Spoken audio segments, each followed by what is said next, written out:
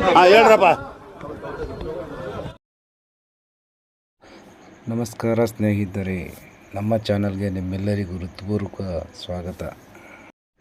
ಇಂದು ನಮ್ಮ ಕುಟುಂಬದೊಂದಿಗೆ ಮಾಡಿದ ಒಂದು ಅದ್ಭುತವಾದ ಪ್ರವಾಸ ನಿಮ್ಮೊಂದಿಗೆ ಹಂಚಿಕೊಳ್ಳುತ್ತಿದ್ದೇನೆ. ಈ ಪ್ರವಾಸವು ಧರ್ಮಸ್ಥಳದಿಂದ ಹೊರನಾಡು ಮೂಲಕ ಶೃಂಗೇರಿಯವರೆಗೂ ಸಾಗಿದ ಒಂದು ಮರೆಯಲಾಗದ ಅನುಭವ. ಬೆಳಗಿನ ಜಾವ ನಾವು ಸಂತೋಷದಿಂದ ಪ್ರಯಾಣ ಆರಂಭಿಸಿದೆವು. ದಾರಿಯುದ್ದಕ್ಕೂ ಹಸಿರು ಮರಗಳು, ತಂಪಾದ ಗಾಳಿ ಮತ್ತು ಸುಂದರ ಪ್ರಕೃತಿ ನಮ್ಮ ಮನಸ್ಸನ್ನು ಉಲ್ಲಾಸಗೊಳಿಸಿತು. ಮೊದಲು ನಾವು ಧರ್ಮಸ್ಥಳ ಶ್ರೀ ಮಂಜುನಾಥ ಸ್ವಾಮಿ ದೇವಸ್ಥಾನಕ್ಕೆ ತಲುಪಿದೆವು. ದೇವರ ದರ್ಶನ ಪಡೆದ ನಮ್ಮ ಕುಟುಂಬದ ಸುಖ, ಶಾಂತಿ, ನೆಮ್ಮದಿ, ಆರೋಗ್ಯಕ್ಕಾಗಿ ಪ್ರಾರ್ಥನೆ ಮಾಡಿದೆವು. ದೇವಾಲಯದ ಪವಿತ್ರ ವಾತಾವರಣ ಮನಸ್ಸಿಗೆ ನೆಮ್ಮದಿಯನ್ನು ನೀಡಿತು. ಅಲ್ಲಿಂದ ಹೊರನಾಡಿನತ್ತ ಪ್ರಯಾಣ ಮುಂದುವರಿಯಿತು.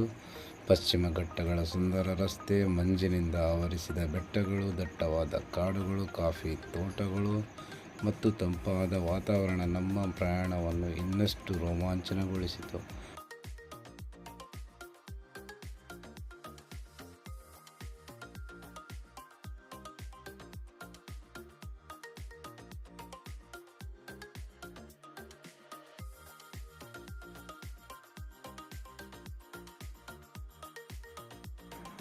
ನೋಡೋಕ್ಕೆ ಎಷ್ಟು ಖುಷಿಯಾಗ್ತಿದೆ ಅಂದರೆ ಅದನ್ನು ಎಕ್ಸ್ಪ್ರೆಸ್ ಕೂಡ ಮಾಡ್ಕೊಳ್ಳೋಕ್ಕೆ ಆಗ್ತಾಯಿಲ್ಲ. ಅಷ್ಟು ಸುಂದರವಾಗಿದೆ, ಸೂಪರಾಗಿದೆ. ಯಾರಾದರೂ ಈ ಸೈಡು ಪಶ್ಚಿಮ ಘಟ್ಟದ ಕಡೆಗೆ ಯಾರು ಬಂದಿಲ್ಲ, ಅವರು ಒಂದು ಸತಿ ವಿಸಿಟ್ ಮಾಡಿ ನೋಡಿ, ನಿಮಗೂ ಅದರ ಅನುಭವ ಆಗುತ್ತದೆ. ಇಲ್ಲ ಅಂತಂದರೆ ನಾನು ಪ್ಲೇ ಮಾಡಿದ್ದೀನಿ, ಆ ವಿಡಿಯೋ ನೋಡಿ. ಆದಷ್ಟು ಕವರ್ ಮಾಡಿದ್ದೀನಿ. ಒಂದು ಸತಿ ನೋಡಿ ಚೆನ್ನಾಗಿದೆಯಾ ಇಲ್ಲ ಅಂತ ಹೇಳಿ.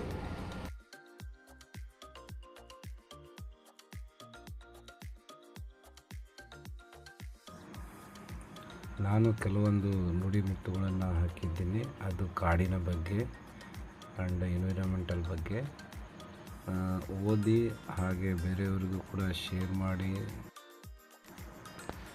ಇದು ಆ್ಯಕ್ಚುಲಿ ನನ್ನ ಫಸ್ಟ್ ವ್ಲಾಗ್.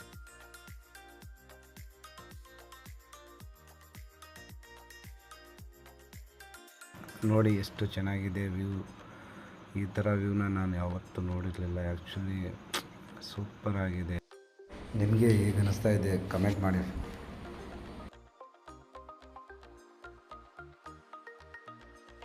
ಇದನ್ನು ನೋಡ್ತಾ ಇದ್ದರೆ ನೋಡ್ತಾನೇ ಇರಬೇಕು ಅನಿಸುತ್ತೆ. ಅಷ್ಟು ರೋಮಾಂಚನವಾಗಿದೆ ಈ ಪ್ರದೇಶ.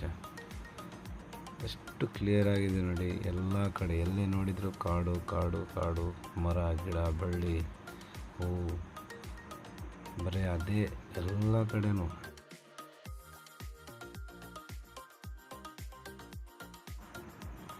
ನಾನು ಬಂದಿದ್ದಕ್ಕೂ ಸಾರ್ಥಕ ಅಂತ ಅನ್ನಿಸ್ತಾ ಇರೋವಂಥ ಪ್ರದೇಶಗಳು ಇವು ನನಗೆ. ಇದೆಲ್ಲ ನೋಡ್ತಾ ನೋಡ್ತಾ ನಮ್ಮ ಫ್ಯಾಮಿಲಿಯವರು ಫುಲ್ಲು ಫಿದಾ ಆಗಿಬಿಟ್ಟಿದ್ದಾರೆ. ಅವರು ಯಾವತ್ತೂ ನೋಡಿರಲಿಲ್ಲ ಇದೆಲ್ಲ. ಸೊ ನೋಡ್ತಾ ನೋಡ್ತಾ ಫುಲ್ ಖುಷಿಯಾಗಿಬಿಟ್ಟಿದ್ದಾರೆ.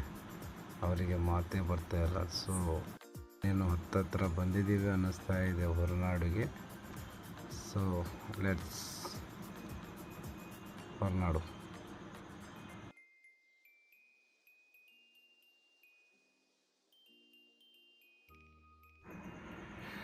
ಹೊರನಾಡಿನ ಶ್ರೀ ಅನ್ನಪೂರ್ಣೇಶ್ವರಿ ಅಮ್ಮನವರ ದೇವಸ್ಥಾನಕ್ಕೆ ತಲುಪಿದಾಗ ಭಕ್ತಿ ಭಾವ ಇನ್ನಷ್ಟು ಹೆಚ್ಚಾಯಿತು. ದೇವಿಯ ದರ್ಶನ ಪಡೆದು ಎಲ್ಲ ನೋಡಿ ನಮ್ಮ ಫ್ಯಾಮಿಲಿ ಕೂಡ ಫುಲ್ ಖುಷಿಯಾಯಿತು.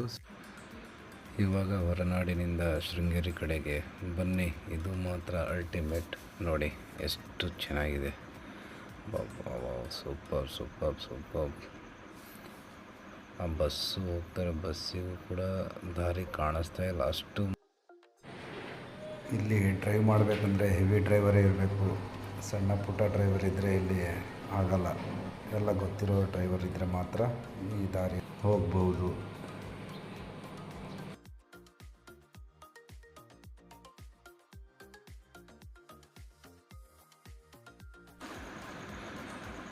ಮತ್ತು ದಾರಿ ಅಂತೂ ಮಾತಾಡೋ ಹಾಗೇ ಇಲ್ಲ. ಅಷ್ಟು ಡೇಂಜರಸ್ ಆಗಿದೆ, ಸಿಕ್ಕಾಪಟ್ಟೆ ಡೇಂಜರಸ್ಸು. ಫುಲ್ಲು ಸುತ್ತ ಪಕ್ಕದಲ್ಲೇ ಬೇಲಿ ಹಾಕಿದ್ದಾರೆ, ರೋಡ್ ಪಕ್ಕದಲ್ಲೇ.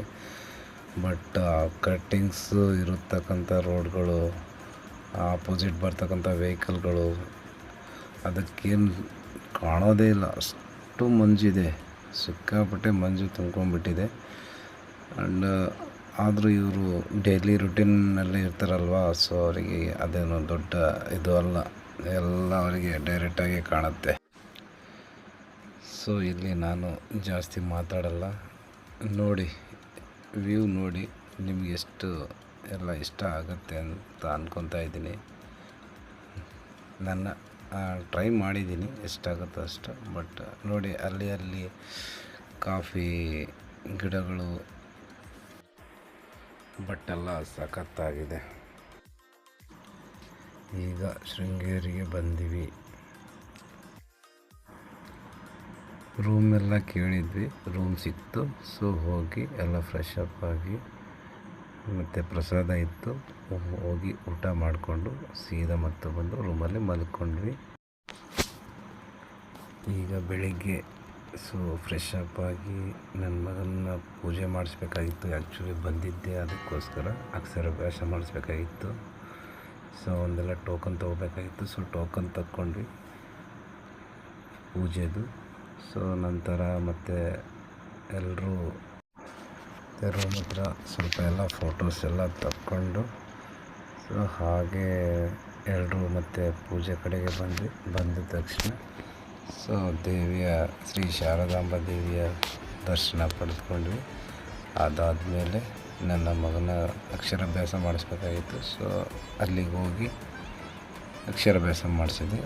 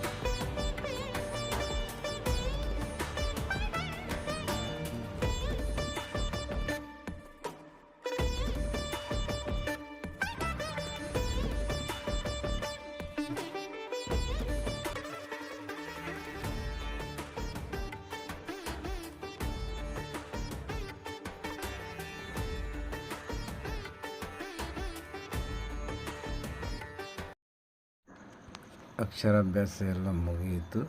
ಸೊ ಈ ಮೂಮೆಂಟು ನಮ್ಮ ಲೈಫಲ್ಲಿ ಮರೆಯೋಕ್ಕಾಗದೇ ಇರೋವಂಥ ಮೂಮೆಂಟು. ಸೊ ನನ್ನ ಮಗನಿಗೆ ಈ ಥರ ಬಂದು ಪೂಜೆ ಮಾಡಿಸ್ತೀನಿ ಅಂತ ಅಂದ್ಕೊಂಡಿರಲಿಲ್ಲ. ಮತ್ತು ದೇವಸ್ಥಾನದಲ್ಲಿ 2 ಆನೆಗಳಿದ್ದಾವೆ. ಆ ಆನೆಗಳು ಎಲ್ಲ ಭಕ್ತರನ್ನು ಆಶೀರ್ವಾದ ಮಾಡುತ್ತೆ.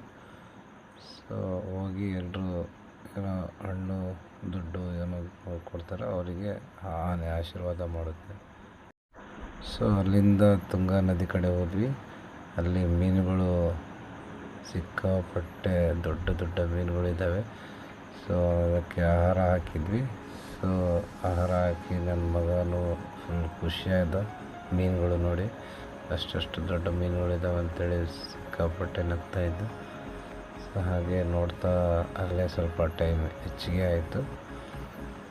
ಮತ್ತು ಅಲ್ಲಿಂದ ನಾವು ಸೀದಾ ನಮ್ಮ ಓವರ್ ಬ್ರಿಡ್ಜು ಏನು ಅಂತೀವಲ್ಲ, ನದಿಯ ಮೇಲೆ ಹಗ್ಗದಿಂದ ಮಾಡಿರ್ತಕ್ಕಂಥ ಸೇತುವೆ. ಸೊ ಅಲ್ಲಿಗೆ ಹೋದ್ವಿ.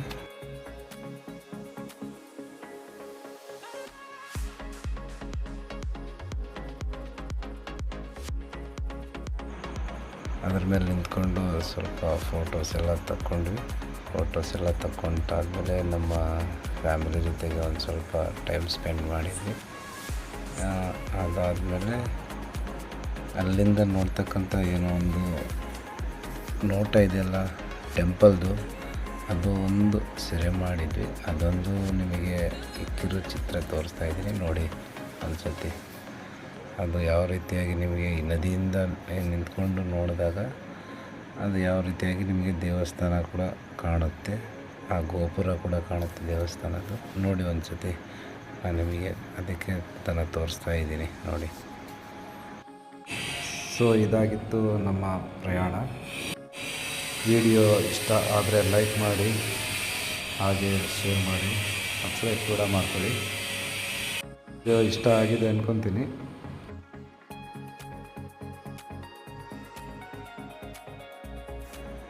ಮುಂದಿನ ವಿಡಿಯೋದೊಂದಿಗೆ ಮತ್ತೆ ಭೇಟಿ ಆಗ್ತೀನಿ. ಅಲ್ಲಿವರೆಗೂ ಟೇಕ್ ಕೇರ್. ಬಾಯ್ ಬಾಯ್.